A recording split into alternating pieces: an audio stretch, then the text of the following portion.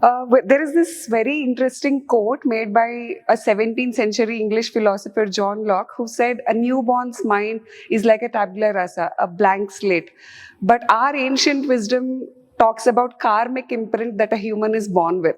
So the Garbha Samskaras that we are talking about in our program, how do we reconcile these both statements, ma'am? Which one is true, which one is not, or are they both true? Okay, so when we start with, a newborn baby being a blank slate, that is a gone philosophy, even in the Western science, if you really look at it. Of course, when it came about, then the logic, why are we talking about it, comes in. But that was questioned even by the philosophers of the ancient past. So philosophy is different from physiology, I feel. Scientists come from the physiology angle, and philosophers know a little bit more of they combine intuition with their own experiences. So they're able to tell from another front. So if you're looking at the karmic theory, now our Sanatana Dharma, the basic thing of the world is based on time, space, and causation, right? So when you're talking about time, space, and causation, how the causation part is there. Karmic theory has to be the base of any life, whether it is a worm or a human being or a divine soul. So that karmic cycle, every person goes through. And when it goes through, what do you mean? It's going through multiple life and deaths.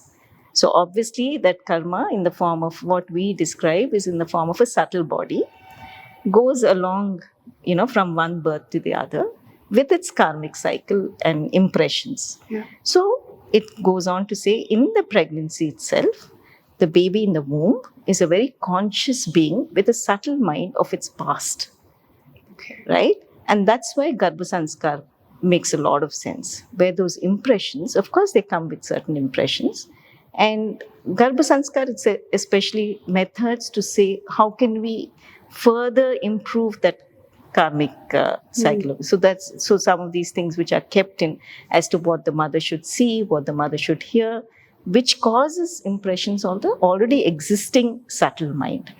And why it is very important, again, we discussed maybe in the first 1,000 days, is because that's a very, very impressive part of our human brain system.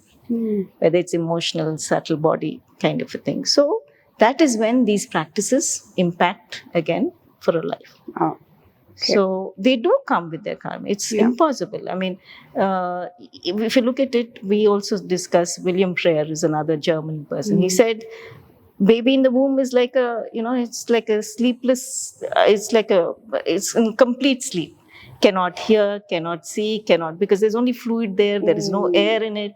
So it makes, again, at that point of time, probably logical. But now, in ultrasounds, in the past 30 years, they've been able to record emotions of the baby.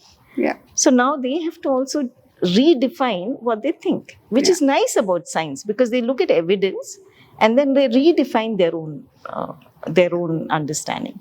Whereas ancient wisdom has come with absolute intuition. So what they said was out of revelations. So then it stands as truth forever.